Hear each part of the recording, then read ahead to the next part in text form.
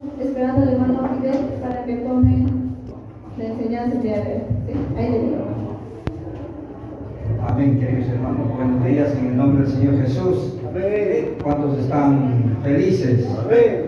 ¿Verdad, no? ¿Están felices o no? Amén. La felicidad no es física simplemente, ¿eh? También existe la felicidad física, pero más la felicidad es espiritual. Amén. Y eso lo vamos a ver hoy. Y a veces no entender la felicidad de verdad de Dios en el ámbito espiritual es lo que a veces nos lleva a ciertos problemas de duda, de desconfianza en nuestros principios de fidelidad al Señor. Amén. Entonces quizás hoy podamos abrir nuestra mente de acuerdo a la palabra del Señor y poder deslumbrar algo de esto. Amén.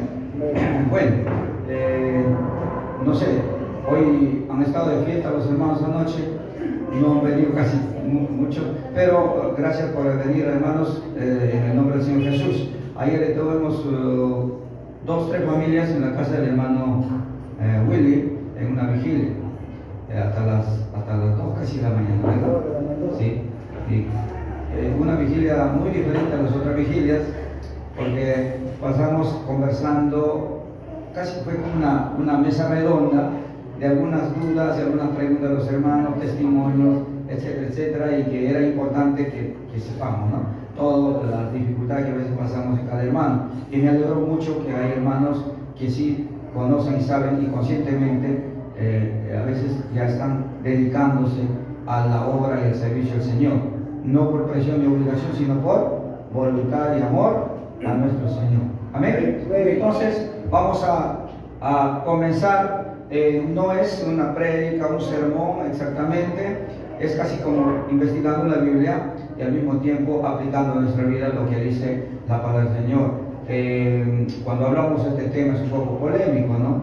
Un poco polémico porque a veces la gente que no conoce la palabra, no conocía, como yo por ejemplo, porque el tiempo que no conocía a Dios, no sabía que existe Dios, sí, sabía que Cristo ha muerto en la cruz también, y es más, todas esas cosas sabía como historia, pero no como una cosa así, digamos, que lo sentía, ¿no? Entonces yo desde niño aprendí a asistir a la iglesia, ya sea por, no sé, cuestiones emocionales, por estar junto con los niñitos y a veces por cositas que hay en la iglesia y te encanta, y estar en bulla, en sociedad, pero no tenía el concepto firme de lo que es creer en Dios y de verdad tener esa convicción, ¿no?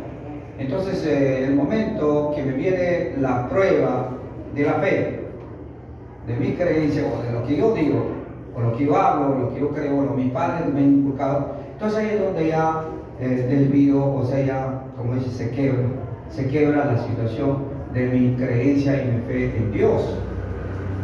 Ya más o menos a los 17 años, por ahí, ¿no? Bueno, aquí está presente uno de mis hermanos que ha visto mi crecer, los dos, tanto él como yo. Entonces yo recuerdo que me enamoré de una hermanita en la iglesia a los 17 años, ¿no?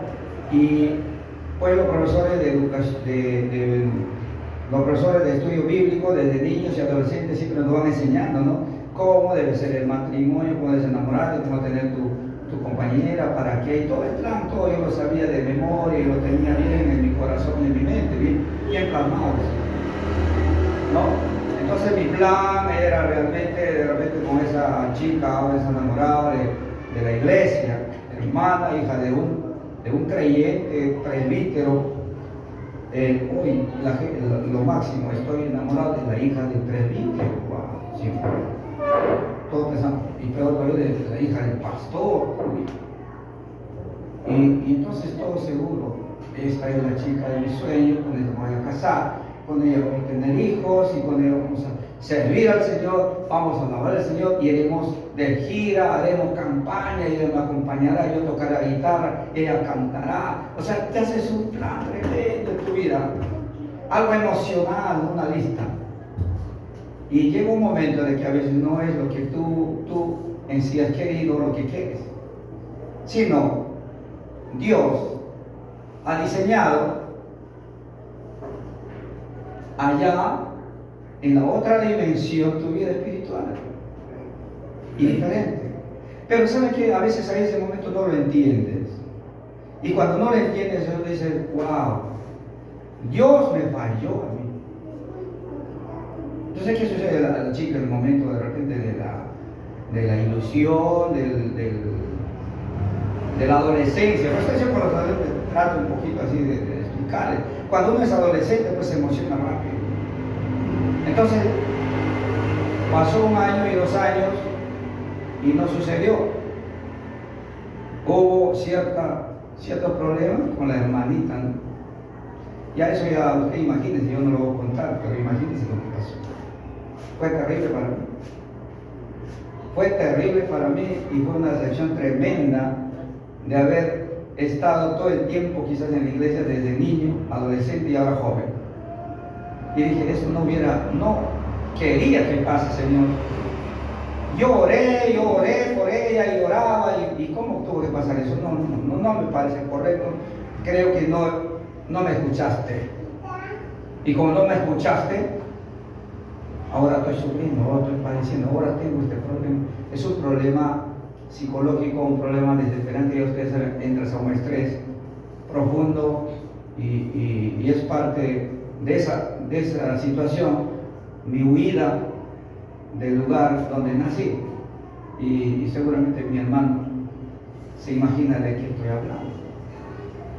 Yo huí, salí por no querer seguir en esa situación, ese problema, escapándome del problema de la situación. ¿Ves? Pensando que en la iglesia, con los hermanos y con las hermanitas y con la que cuesta, va a estar bien. Error, ¿no? Error. Y obviamente mucho tiempo lejos del Señor. He conocido muchos hermanos que vienen a mi casa, pastor, que más yo me dediqué a hacer música, ya olvidándome, queriendo desaparecer de mi mente palabra y Dios y Cristo y todo, porque no me interesas, porque a mí no ha funcionado y no funciona nunca y no va a funcionar. Por lo tanto, yo hago lo que yo creo, lo que yo pienso, no lo que tú me dices. ¿Se dan cuenta? Llegas a una rebeldía. Llegué a una rebeldía tremenda y a hacer en mi vida una desorganización total y pues algunas consecuencias después que vinieron a mi persona, a mi salud y a mí también a mi vida familiar y etcétera, etcétera, porque todo se complica cuando uno se aleja de la palabra de Dios, pero a veces culpando a Dios y culpando a veces a los hermanos o a las personas que pensamos que así por eso. Pero hoy vamos a ver, en medio de ese sufrimiento, en medio de esos problemas, tiene que haber madurez, y es cuando de repente Dios me enseñó y me dijo que no es cuestión de que tú veas ejemplos de personas ni de la situación en tu vida, sino el que tú tienes que ver directamente a los ojos de nuestro Señor Jesucristo. Y de las manos de Él podemos salir. Vamos a comenzar. Este tema se llama, he titulado, a ver, podámoslo, el propósito del sufrimiento. Y cuando hablo de sufrimiento no solamente voy a hablar de dolencia del cuerpo, dolor de cabeza, reumatismo, ¿no? Estoy hablando de todo tipo de sufrimiento, porque uno sufre también psicológicamente, ¿no? Emocionalmente, ¿no? Hay sufrimientos emocionales. El mismo Pablo dice en sus cartas que escribe que él tenía un aguijón, un problema, un dolor, un sufrimiento, un padecimiento. Él dice, y vamos a ver la vida de este siervo del Señor, pero antes, ¿por qué he puesto ahí? Ya ustedes se imaginan quién está ahí, ¿no? Él no es Pablo. ¿Ya alguien se imagina quién es? ¿Ah? Job, ¿no? Miren, hermanos, ¿por qué he puesto imagen? Porque Job es la expresión total del sufrimiento del ser humano. Obviamente después viene Cristo, pues, pero cuando hablamos del primer hombre, el sufrimiento total del siervo de Dios estoy hablando, No estoy hablando de otras personas, lo han sufrido mucho o menos, pero yo estoy hablando del siervo de Dios. Hay un texto que no está en la Biblia, pero es bonito, he estado leyendo, y en el cual dice, ¿no? Porque el valor del oro se prueba en el fuego y el valor de los hombres en el horno del sufrimiento. El valor del oro se prueba en el fuego. ¿Tú quieres saber cuántos quilates es tu anillo de compromiso, hermano? ¿Quién? ¿Cómo lo vas a probar? ¿Cómo lo han hecho? Para que sea 18 o 20 y tanto, no sé cuántos quilates hay, yo no sé de eso, de la calidad del oro. Pero cada vez que se calienta más y se funde más y se mete más fuego y se comienza a hacer más agüita, como dicen, ¿no? Se hace más líquido, entonces bota toda la escoria, la cochinadita que tiene el oro, se levanta y todo se coge y se queda ahí puro, cuando ya se vuelve otra vez a su estado, es un oro puro, legítimo, lo máximo, que tiene un costo obviamente carísimo. Y así con el fuego se purifica el oro. Y acá dice esta porción de palabra, dice que en el hombre ¿qué es el valor en el hombre? Dice, el sufrimiento hace que el hombre pueda probar su valor. Entonces, el sufrimiento es parte de nuestro crecimiento, de nuestra vida. Hermano, yo no quiero sufrir. Entonces no estás viviendo.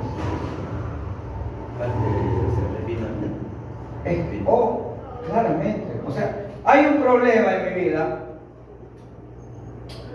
Por algo me vino este problema. Tengo que sacar un análisis, analizar. Porque ahí es donde me doy cuenta qué cosa tengo que limpiar. ¿Estamos? Porque no siempre las cosas del sufrimiento vienen así por así. Para comenzar, lo que dice la Biblia, que el sufrimiento no ha sido inventado por Dios. Cuando Dios creó a Adán y Eva, o los primeros seres humanos en la tierra, ¿cómo los creó? Dice la Biblia. A su imagen y semejanza, o sea, Dios tiene toda perfección. Y el hombre ha sido creado completamente sano, perfecto, sin tener ningún problema absoluto. Porque Dios es santo, es puro y es verdad. ¿Y qué más? Es perfección.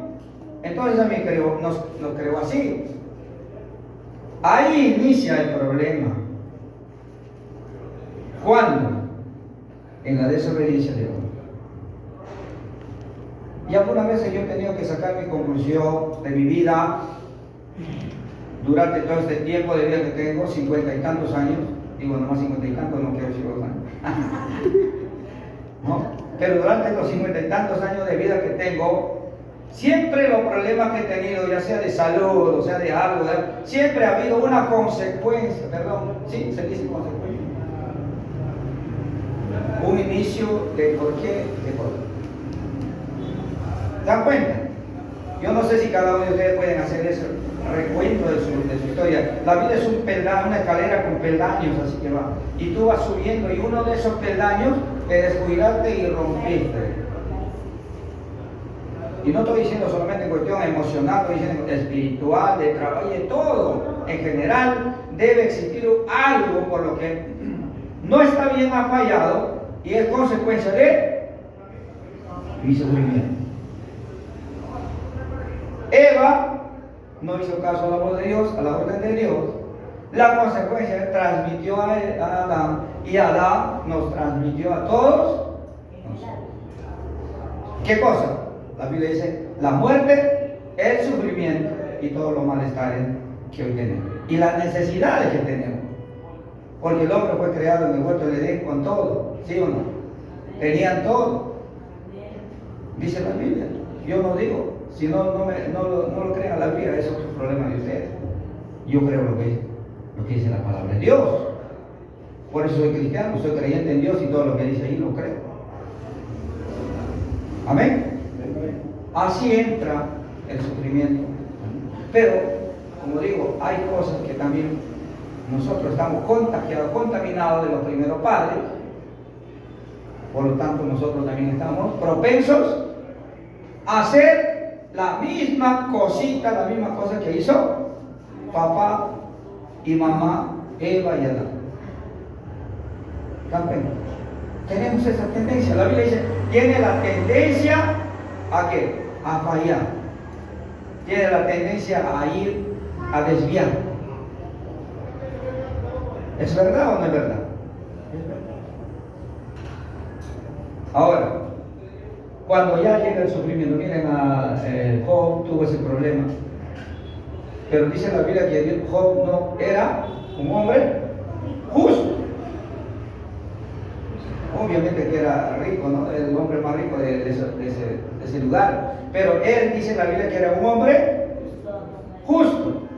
Y cuando dice que es justo, es que era una persona recta, que hacía las cosas bien. Es más, él todos los días rendía culto. ¿Y qué hacía? Holocausto, pago. No hacía pagos a los santos ni a la Pachamama, como hacen en la sierra, ¿no? Él hacía su pago, sus holocaustos, ¿a quién? A Dios. ¿Y por quiénes hacía? La Biblia dice que él hacía por sus hijos. Por si mis hijos hayan fallado.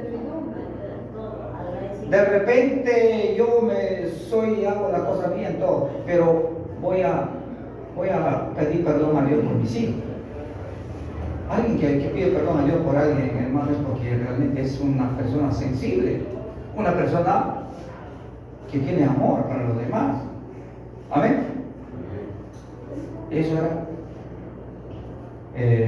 Job. Y ustedes saben cuál fue la historia más de Job. Fue terminando en una situación muy, muy triste. Pero ya los que han leído el libro de Job obviamente ya saben. Pero ahora vamos a adelantarnos.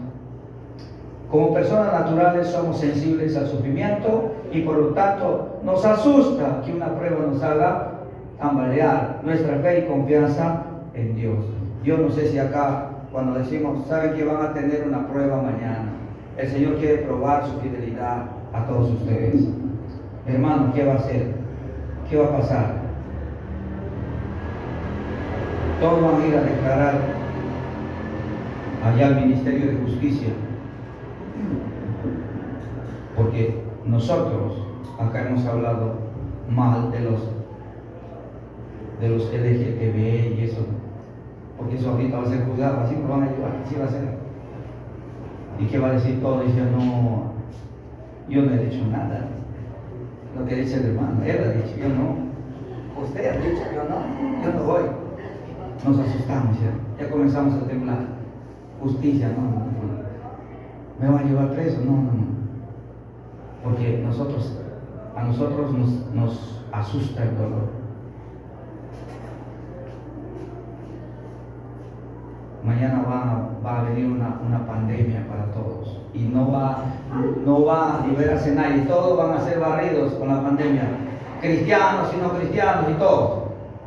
Y todos nos cerramos en la casa y no queremos salir y tenemos miedo al sufrimiento, al dolor, a la muerte, en fin. ¿Eso es normal o no? Eso es normal. Los seres humanos no somos. Pero se debe tanto así. Eso es lo que vamos a ver. ¿Qué más? Existen muchos testimonios de creyentes que en algún momento perdieron la fe por causa del sufrimiento. Vas a encontrar siempre. Yo que he viajado a muchos lugares, a veces estamos conversando y a veces descubren mi fe o mi convicción cristiana, ¿no? Y me preguntan, me dicen, yo te escucho más o menos, yo soy como un hermano, así. ¿Tú eres hermano? Bueno, ya la oportunidad se da para conversar, digo, yo le explico. Uy, yo también estaba ahí. Claro, yo iba a la iglesia. Es más, iba con todo mi Señor y todo. ¿Y qué pasó? Y comienza. Y lo que vota, lo primero que vota es que lo que ya le dije, lo que me pasó a mí. Eso vota primero. De que Dios no me ayudó. Yo no cumplí. Me contaron una historia de que se fueron una familia a una campaña evangelística. Fueron invitados todos. Y ellos eran creyentes y hermanos en Cristo. Y fueron a una campaña toda la familia. Y mientras ellos estaban alabando al Señor, aleluya, amén, que el Señor bendiga y todo, con los brazos así, en la campaña, como saben ustedes que es. Y en su casa se estaban enseñando. Ya no sabían, ellos seguían alabando al Señor. Y la casa se terminó de quemar con los cuyes y todas las gallinas y todo. Y cuando ellos regresan, porque son del campo, regresan y no encuentran nada. Ya estaba todo en ceniza. Y desde ese momento empieza la duda. Y desde ese momento miran a Dios como enemigo, ya no como amigo. ¿Por qué? Porque Dios no está cuidando la casa. Hermanos, hay muchos testimonios de esto. Ahora ustedes se preguntan, ¿por qué? ¿Por qué? Yo me miro a mí, o nos miramos, mírese, escudriñese, como dice la palabra, escudriñese su corazón y su mente, y diga, ¿podría pasar algún día en mí también? ¿Podría ser que pase eso? ¿Qué dicen ustedes? Ustedes saben que algunos de nosotros estamos pasando en dificultades. Nosotros en mi casa tenemos un problema de salud fuerte, no es sencillo, no es fácil, fuerte. Y quién sabe, podrá venir más, quién sabe qué cosa más, porque Job nunca lo pidió, ni tampoco él sabía lo que le iba a venir, y cada vez más venía y venía más y más y más, porque el diablo siempre está pendiente de que más y más te aplaste para que tú puedas perder tu confianza y tu fe en el Señor. Y la pregunta es, ¿dónde está Dios? La gente, ¿dónde está Dios? ¿Dónde está tu Dios? La mujer, la esposa de Job, ¿qué le dijo? Hasta ahorita, pasó meses ahí, enfermo, triste, raspándose, todos lasqueados, se acercaba a una distancia ya, porque dice que la carne de Job se estaba pudriendo. Hermano, tú tienes una pequeña herida y si no lo lavas, ¿qué bota? No. Fíjate que todo el cuerpo se está cayendo por pedazos. No se pueden acercar porque tiene un olor feo. Una esposa que antes lo quería, lo amaba, lo adoraba porque era un hombre rico y tenía todo. Y decía, quizás lo trataba con amor y con respeto. Ahora ya no. Ahora lo mira de lejos. Y es más, dice que le decía, se acercaba y dice, han pasado tantos días, tantas semanas, y tú sigues vivo, y tú sigues hablando de Dios. Ya es la hora que maldigas a Dios y te mueras para casarme con él. No me crees en esto. Pero algo así, porque ya me cansaste. Pero Job no perdía la esperanza. Por eso, hermanos, el sufrimiento es peligroso para los que no estamos bien centrados en nuestra convicción de fe. Vamos a ver que el sufrimiento para los cristianos, para los seguidores de Jesús, tiene un propósito. ¿Quiénes están de acuerdo que sí hay propósito en el sufrimiento? ¿Verdad? ¿Estamos de acuerdo que en el sufrimiento hay propósito? Porque fíjate que todos no habría ningún problema, nada de problema, toditos felices sin ningún problema. ¿Qué propósito hay? Vamos a ver eso, ¿no? El mensaje de Jesús a los que le seguimos, a los que lo siguen, ¿Qué nos dice en primer lugar? Marcos 16, 17.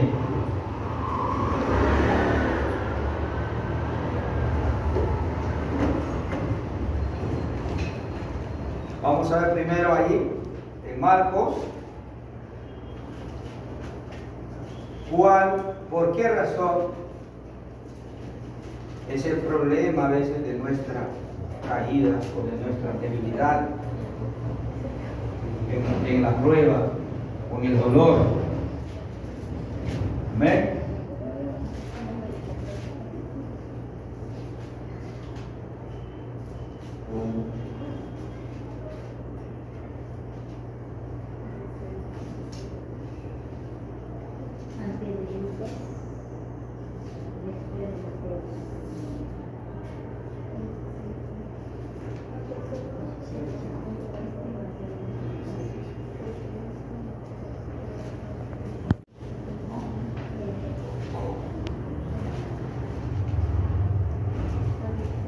¿Alguien lo tiene? ¿Lo puede leer?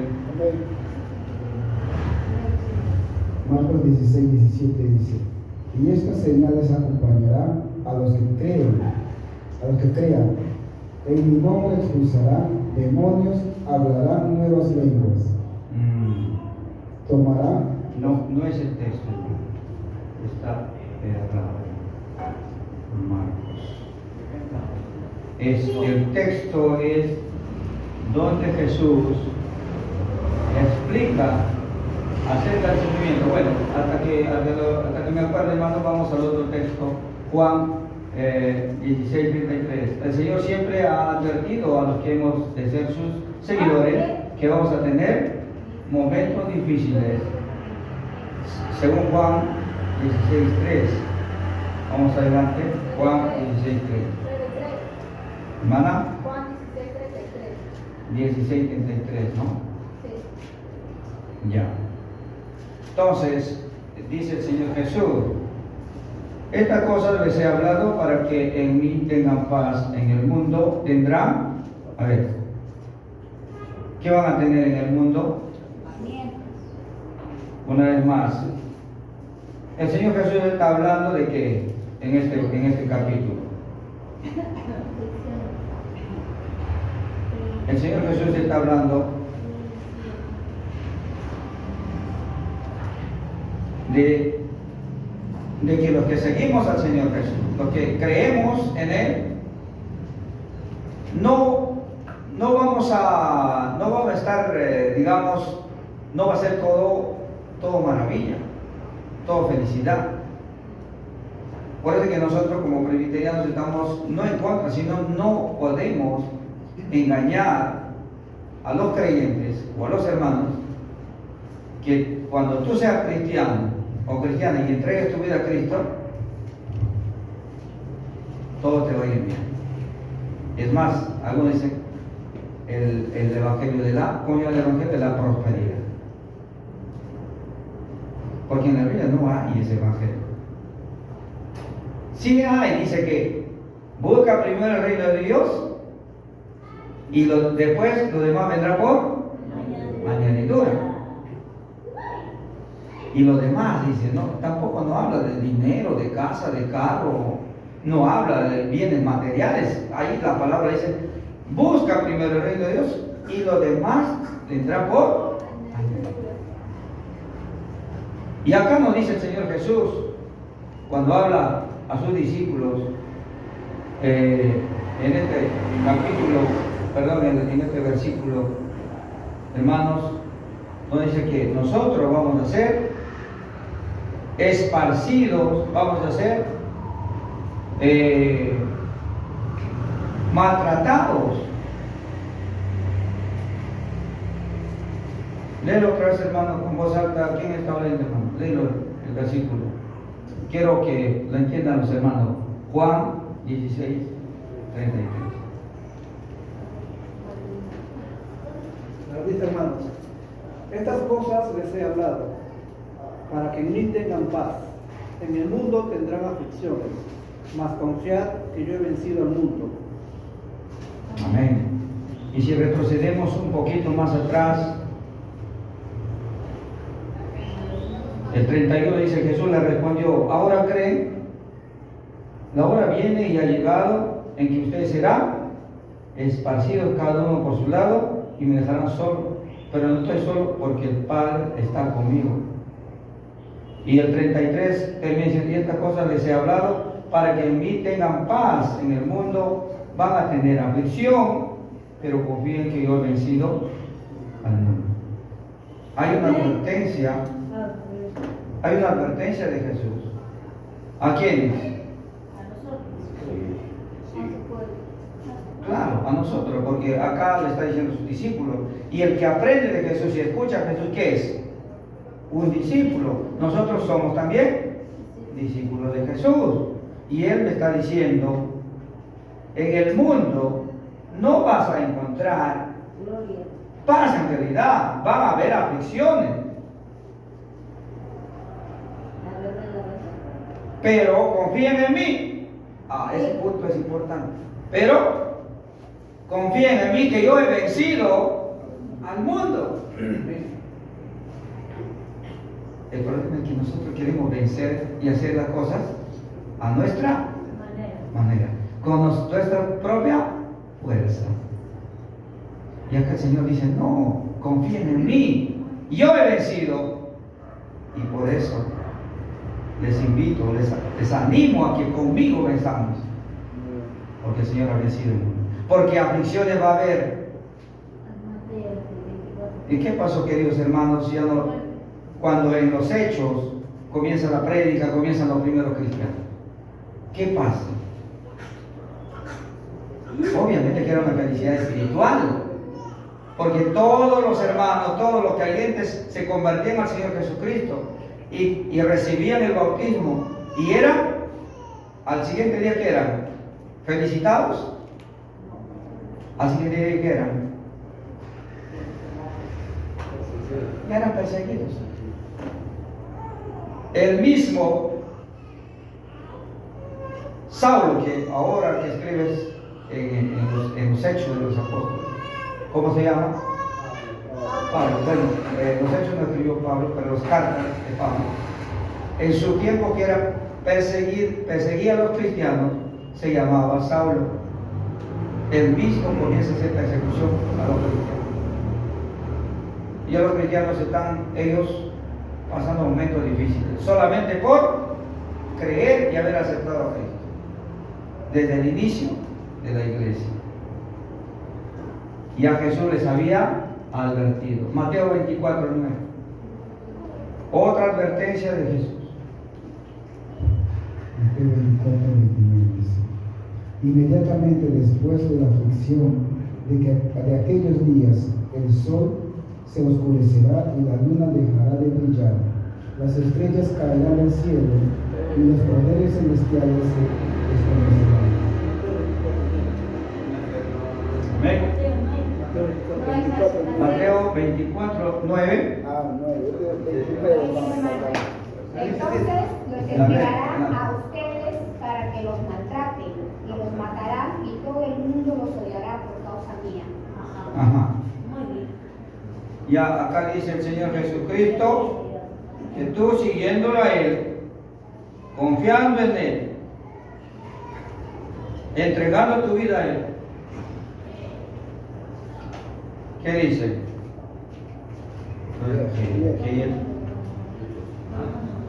¿Qué dice la palabra acá? ¿Qué va a hacer, hermanos? Van a ser entregados, van a ser perseguidos por causa de mi nombre. ¿Y los van a llevar a qué? Sí. Al maltrato. Hermanos, si a veces no resistimos en nosotros, en nuestro cuerpo, un dolor, un malestar, un problema, que obviamente no lo pedimos, que viene de parte de la naturaleza, a veces por nuestra edad o por nuestro mal comportamiento, por no haber cuidado del templo de Dios que es el cuerpo. Entonces, que alguien venga y te lleve a que te maltrate. ¿Estás dispuesto a eso? ¿Estás dispuesto a eso? Pregúntate, porque aquí Jesús dice que eso va a pasar. ¿Te das cuenta? La Biblia nos está advirtiendo y nos está diciendo, el sufrimiento no es ajeno al cristiano. Por eso, hermanos, cuando yo saco mi conclusión a veces en mi propia vida que ha pasado, y cuando a veces escucho el testimonio de algunos creyentes que están a veces alejados un poco de la fe, entonces yo digo, hermano, es que a veces no nos han predicado el evangelio verdadero de Cristo, el evangelio de Dios, el verdadero. Nos han predicado un evangelio de emoción, un evangelio de que nos sintamos más bien y felices. Está bien eso, pero acá entonces se contradice la palabra. Porque acá Jesús me está diciendo, va a pasar esto, vas a tener esto, van a tener problemas. ¿Y cómo lo entiendo, hermanos? Entonces, ¿cómo lo entiendo? Por una parte, Jesús me promete felicidad, alegría, gozo, y por otra parte me está poniendo que de todas maneras vas a sufrir. Hermano, no lo entiendo, no lo entendemos. Tenemos que leer más la palabra, investigar más para ver. El apóstol Pablo entendió el estar bien en medio del sufrimiento y que nada ni nadie puede apartarnos del amor de Dios. Filipenses. El apóstol Pablo, ya les dije, él fue un perseguidor de los cristianos. Era un total enemigo del que creía en Dios, del que creía en Cristo. Amén. Pero Dios cambió su vida. Jesús hizo que cambie su vida. Y mira lo que dice Filipenses cuando él escribe. Y saben que, hermanos, en la carta a los Filipenses, el apóstol Pablo escribe: ¿en qué momento usted cree? ¿En la playa? Broceándose ahí con 5 amigos ahí, está escribiendo a los Filipenses. ¿Ah? En un retiro feliz ahí, pasándola ahí con piscina y todo, ahí está escribiendo a los Filipenses. ¿Qué dicen ustedes? ¿Cuándo creen que está escribiendo Pablo esta carta a los Filipenses? ¿Ah? Él estaba pasando un momento en la cárcel, en la prisión, y cuando lo encarcelaban a los creyentes, a los cristianos en ese tiempo, no los llevaban así, bueno, vamos amiguitos, poniendo la mano en el hombro y ya entra ahí, te cerramos, siéntate ahí. No, ellos, ¿cómo estaban? Dice la Biblia, estaban atados a los postes, como, no sé si ustedes no sé si han visto alguna vez de repente en película, pero nosotros hemos vivido la vida con mi hermano José, cuando traíamos a los ganados, a los toros chúcaros, que no todavía se podían amarrar, los tenían que amarrar con 3, 4 sogas en los postes ahí para que toda la noche y no se mueva porque quería escapar. Algo así pensaban que era Pablo y que se iba a escapar porque tenía convicción y hacía cosas en el nombre de Jesús. Entonces lo tenían que amarrar con cadenas para que estén ahí templados ahí en la cárcel. Dice la Biblia que estaba amarrado a los postes con cadenas. Y ustedes saben lo que pasaba ahí en medio de esa tribulación, esa tristeza. Pablo, ¿qué hacía? Estaba todo. Nosotros seguramente eso pasaría. Por eso yo no quería aceptar a Cristo. Por eso yo no quería, mira, ahora que salgo ya me voy. Ya no aguanto, no es para mí. Pablo dice la palabra que a medianoche comenzaban a alabar y a cantar al Señor.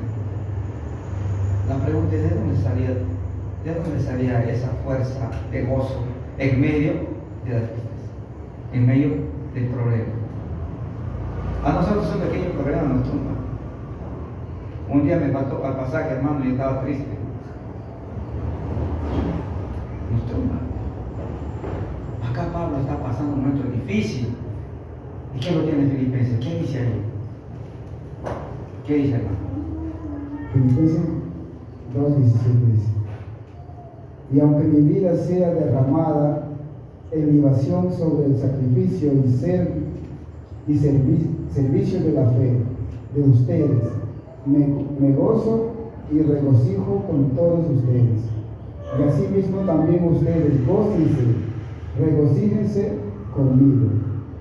Amén. Aunque mi vida se está destrozando, está derramando, ya como que ya no aguanto, estoy pasando un momento difícil físicamente, pero me gozo en ustedes. Y gócense ustedes también, queridos hermanos. Dice, escribe la carta a los filipenses. Fíjense que un líder de la talla de Pablo, en vez de escribir esto así como está diciendo acá, diga: hermanos, les aconsejo que ya no sigan hablando de Cristo, que más bien se vayan a su casa y no salgan porque están persiguiéndonos. Guárdense, salgan cuando no hay peligro, ahí salgan recién a hablar y no escóndanse, porque yo ya estoy en la cárcel y van a sufrir mucho como yo. Mejor no hagan nada, tranquilos, no hablen de Cristo ya. Eso sería nuestra forma de decir a nosotros, ¿sí? Conscientemente. Pero acá Pablo no.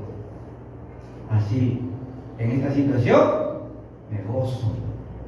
Y ustedes también les invito a que sigan gozándose. La pregunta sigue, y es: ¿qué es lo que lleva a ese extremo de tener gozo en medio de la tribulación? ¿Qué? Ojalá podamos descubrirlo más adelante. ¿Ven? ¿Qué más dice Tito? Mira, este punto a mí me pone un poco, me escarapela. En 2 de Timoteo 4:6. Segunda de Timoteo. Tito no tiene segundo. No es Tito, es Timoteo.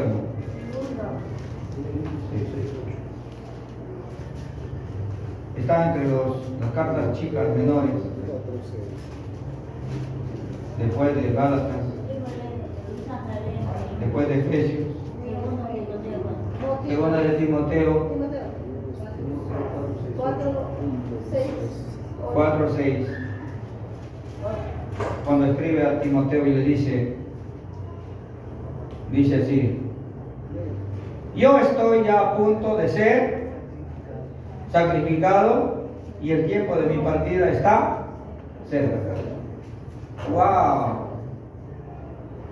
¡Wow, wow, wow! Que yo escriba así, hermanos. Queridos hermanos, Iglesia Cristo vive. El próximo domingo me sacrifican por creer en Cristo. Me van a llevar al paredón. Eso es lo que está diciendo. Y estoy a punto de terminar el fin de mi vida. Y miren lo que dice la Señora. ¿Qué dice? He perdido la buena. Pero ¿saben qué? Hermanos queridos, siento que he peleado la buena batalla. ¿Qué más?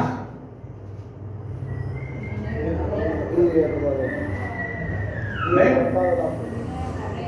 He guardado la fe. ¡Wow!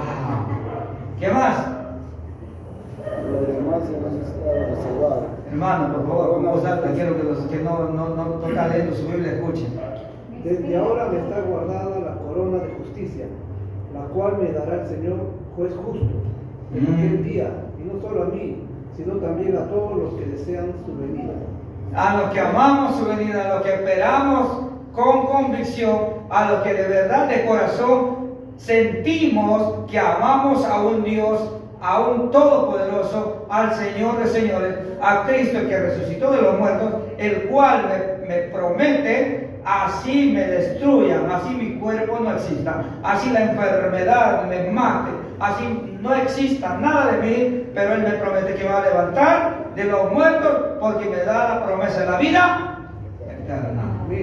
Y este cuerpo, y este ser, y esta vida, y estos problemas no son nada frente a la eternidad que Dios me da. Tengo esa convicción, esa fe. Queridos hermanos, no me apartará nada del amor de Dios y de Cristo. Por eso le digo, a veces el mensaje que nos dan es muy superficial, es emocional. Pero cuando tenemos que entender de verdad el mensaje de Dios y de la gran esperanza que Dios nos da, más allá de nuestra existencia, y tengo esa convicción, entonces me aferro a eso. Y eso es lo que Pablo se aferra, no le importa más otra cosa que regocijarse y gozarse en medio de la tribulación, en medio de la tristeza.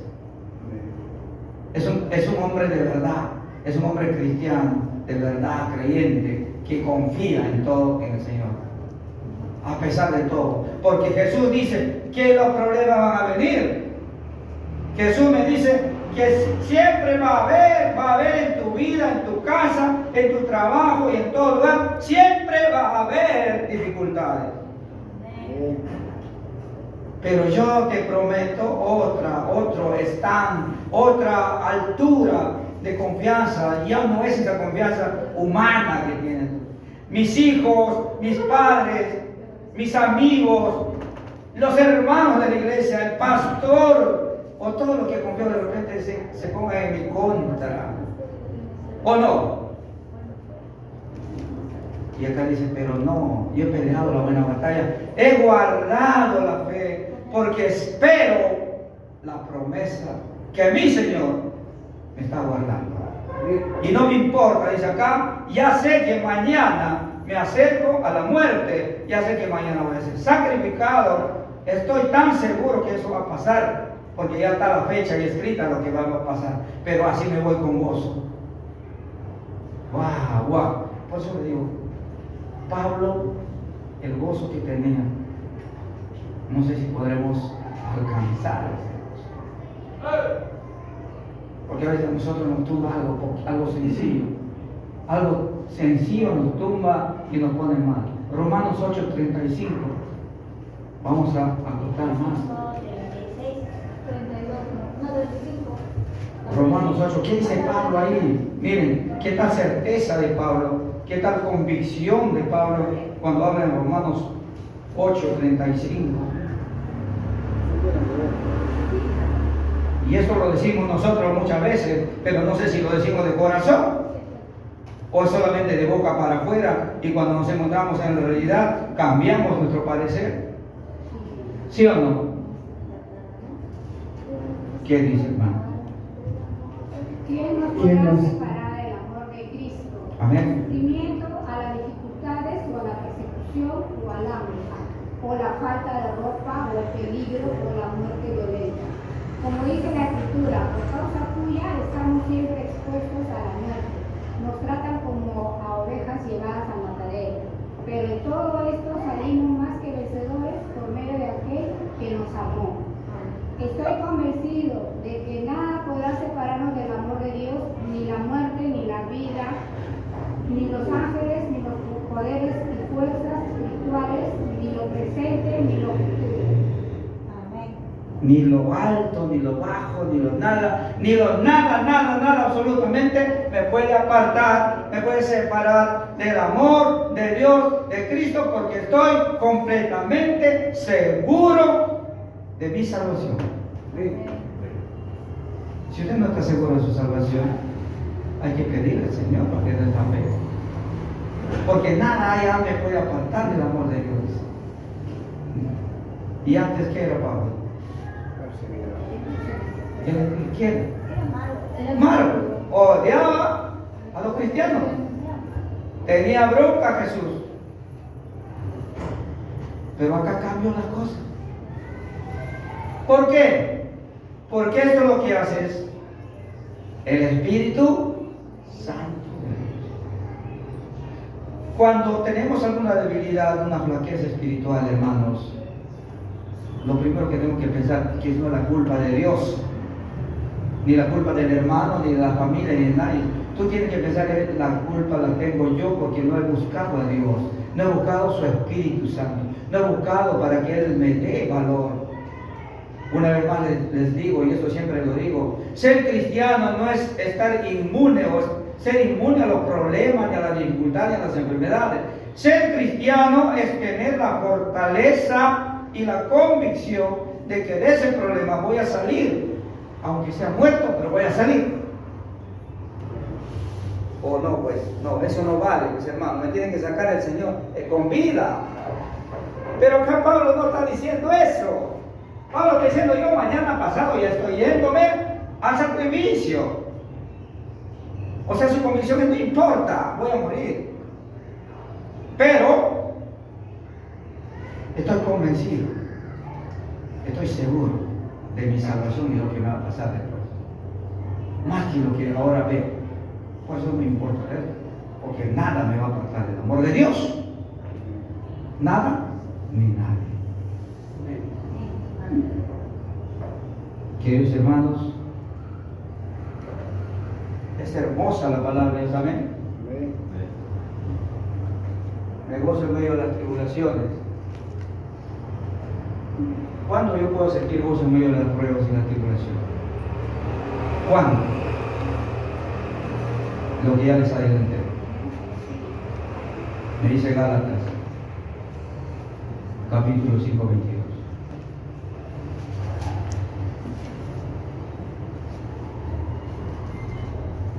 Pero el fruto del Espíritu es amor, gozo, paz, paciencia, benignidad, bondad y fe. Cuando tú tienes el gozo, cuando tú tienes a Cristo y estás lleno del Espíritu Santo de Dios, entonces ¿qué hay? ¿Qué dice acá el versículo? ¿Qué tienes? Mansedumbre. Estamos hablando del versículo 22. Pero el fruto del Espíritu es amor, gozo, paz, paciencia, benignidad, bondad y fe. Eso solamente lo tenemos algunos de nosotros, incluyendo a mí, cuando las cosas están fluyendo bien. Cuando todo el negocio me va bien, cuando mis hijos se están portando todo bien, en mi casa todo es felicidad, en la iglesia todos los hermanos me miran con respeto, me admiran, me saludan, me abrazan. Entonces, la práctica está bien. Lo que acá dice, ahí recién conmigo funciona este versículo. Tengo paz, tengo mansedumbre, tengo templanza, tengo paciencia, me gozo, tengo alegría. Pero un momento que por ahí una de las hermanas me diga una cosa verdad en mi cara, así, y me ponga un parche, así me diga alguna cochinadita que me ha visto hacer, ese ratito cambió toda la situación, ¿sí o no? Entonces me pongo mal y me pongo en contra de los hermanos y de las hermanas. ¿Por qué? Porque no tengo el fruto del Espíritu. Porque el fruto del Espíritu hace, a pesar de esos problemas, a pesar de esas dificultades, tú tienes que estar con gozo, con paciencia. ¿Qué dicen, hermanos? Acá Pablo me enseña a través de las cartas que escribe. Vivir en el momento difícil de nuestra vida, confiando en el Espíritu Santo de Dios, que me va a dar gozo, que me va a dar paz, me va a dar, ¿qué más? Tolerancia. ¿Y sabes qué, hermanos? Cuando ustedes, yo sé que por ahí varios de ustedes están pensando, sí, el hermano habla porque nunca le ha tocado ese problema, un amigo. Claro, fácil decir. Vas a ver cuando te toca. ¿Tiene razón o no tiene razón? Tiene razón. Pero tengamos por eso la palabra de Dios, tengamos fortaleza. ¿Dónde va a estar nuestra fe en ese momento? ¿Dónde va a estar nuestra convicción? Y Jesús lo dice, hermanos, en una parábola, en la parábola del sembrador. Alguien lo sabe exactamente, pero vamos a buscarle. Hermana Luz, ayúdame. La parábola del sembrador. Miren, está en los evangelios, pero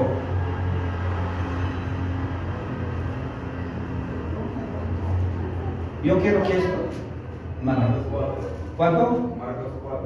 Marcos 4. Amén. Miren, hay un punto donde dice,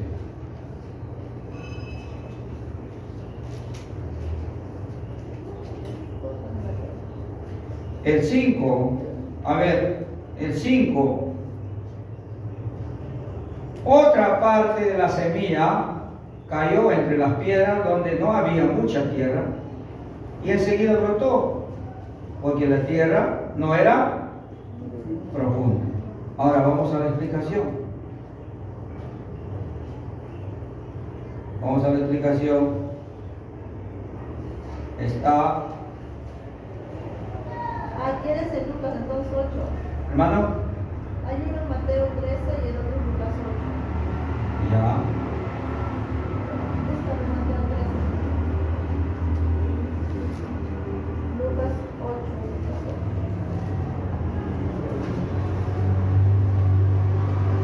Ya, parece que está en el otro, entonces en Lucas, por favor. Lucas 8 entonces. Sí, amén. Amén. Mateo, Marcos, Lucas. Lucas 8 del 4 al 5. No pierdan la ilación, hermano, por favor, no se distraigan.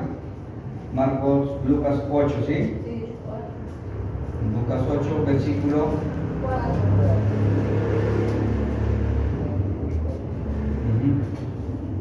Ahí está el significado de lo que se trata. El 13 dice, los que cayeron sobre las piedras son los que al oír la palabra la reciben ¿con qué? Con gozo. Pero como no tiene raíces, creen por algún tiempo, pero al llegar a la prueba se apagan. Ya les dije mi experiencia de vida. De mí mi creencia en Dios cuando era adolescente y joven era superficial y era quizás emocional. Y tengo mi testigo acá, mi hermano José. ¿Predicaba o no? ¿Adolescente predicaba o no, hermano? Predicaba. Y mi prédica era elocuente, ¿no? Porque a veces los hermanos pastores decían, y el ego, ¿no? El ego. Y cuando me viene este problemita, chiquitito, pequeñito, como Chavo el 8, espiritualmente.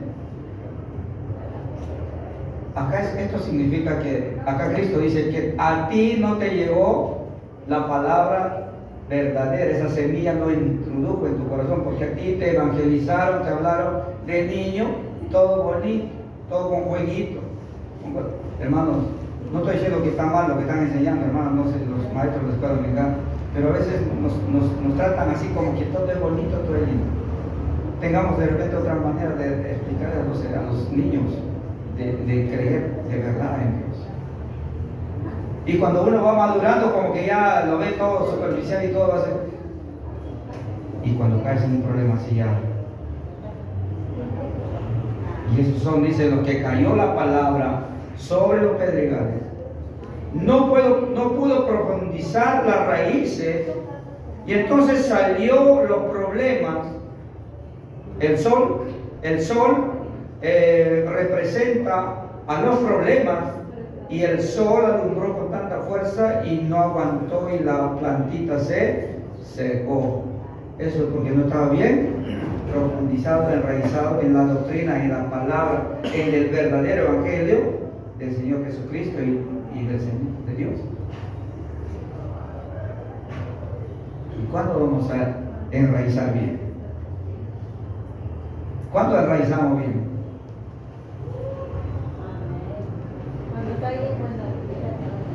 Cuando estamos en comunión con el Señor. ¿O no? Si estamos, nuestra comunión con el Señor es lejana, oramos de vez en cuando, asistimos a la iglesia solamente los domingos, ¿no? ¿Cómo está nuestra comunión, pues? No se sientan mal, hermanos, yo también hago pues igual.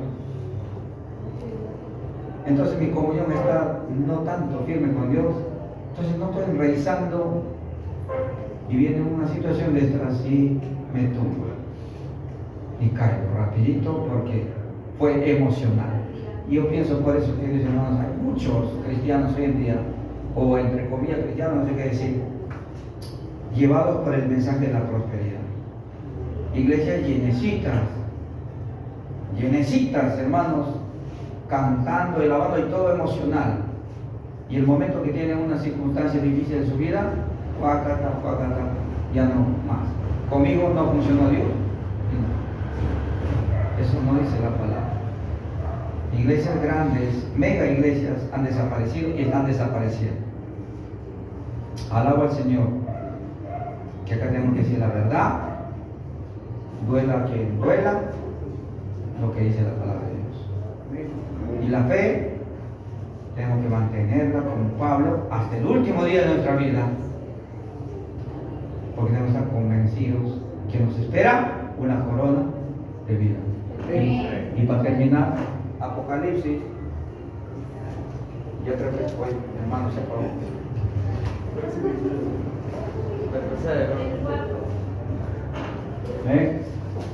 Apocalipsis 21.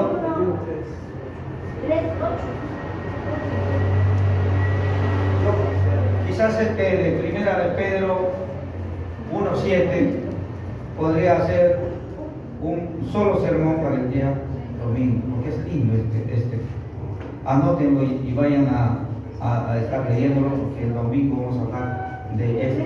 También habla acerca de que el cristiano se tiene que probar, el Hijo de Dios tiene que probar.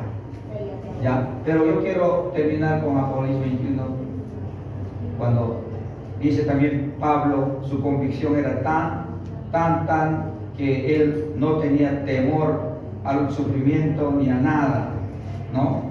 Entonces, 21, 3 al 8, 3, capítulo 3, 21, perdón, del versículo 3, dice así: entonces oí desde el trono salía una potente voz, la cual decía: aquí está el tabernáculo de Dios con los hombres. Él vivirá con ellos y ellos serán su pueblo, y Dios mismo estará con ellos y será su Dios. Dios enjuagará las lágrimas de los ojos de ellos, y ya no habrá más muerte, ni más llanto, ni lamento, ni dolor, porque las primeras cosas habrán dejado de existir. ¿Qué más dice? El que estaba sentado en el trono dijo: mira, yo hago nuevas todas las cosas. Y me dijo: escribe, porque estas palabras son fieles y verdaderas. También me dijo: ya está hecho. Yo soy el alfa y el omega, el principio y el fin. El que tiene sed, yo le daré de beber gratuitamente de la fuente del agua de vida. El que salga vencedor, aquí te está diciendo, hermano, a ti y a mí, y el que salga vencedor heredará todas las cosas, y yo seré su Dios y él será mi hijo. Pero los cobardes, a los que no se atreven, a los que están dudando, pero los cobardes, los incrédulos, los abominables, los homicidios, bueno, una lista tremenda, idólatras, etcétera, los hechiceros, todos ellos dan parte en el lago que arde con fuego y azufre, que es la muerte segunda o la condenación. Si has encontrado la salvación en Cristo, querido hermano, te pido que mantengas tu fe y no pierdas la fe, porque la promesa de Dios es más allá de nuestra vida. No, en esta vida tenemos promesas también, pero la mayor promesa está más allá de esta vida. Y eso es lo que a Pablo y a muchos discípulos y seguidores de Jesús les llevó a hacer sacrificio, creer en Él. Que Dios los bendiga. Amén.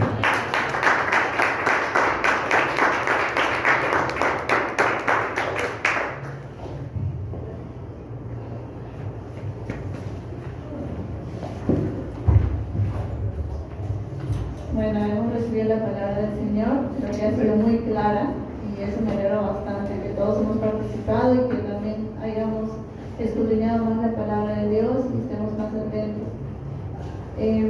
Quisiera invitar a la hermana Justina para que pase por las ofrendas. ¿Sí? Gracias.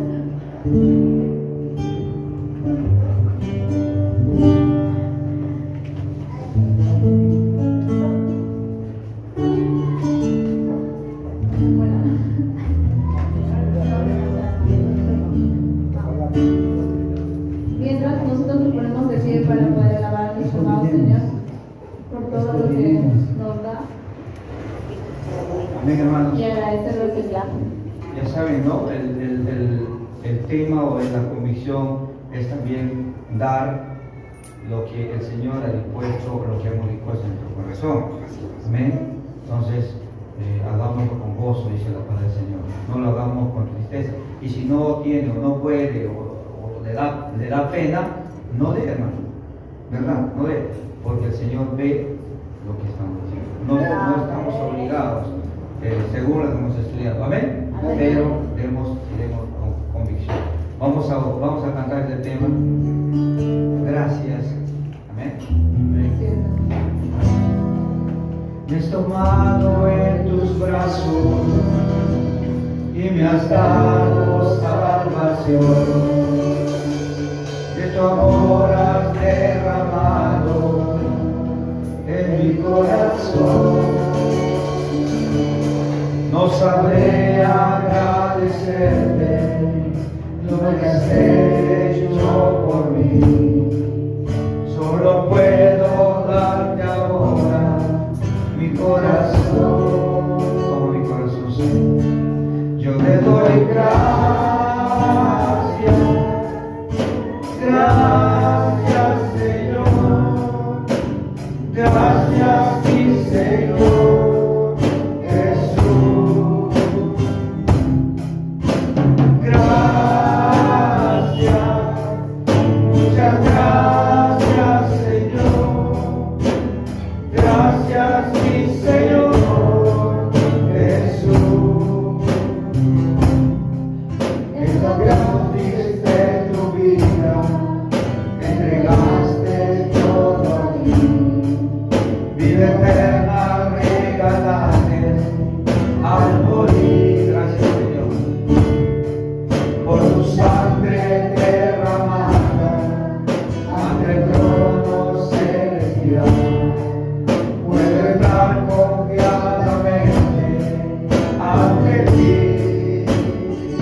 para darte las gracias.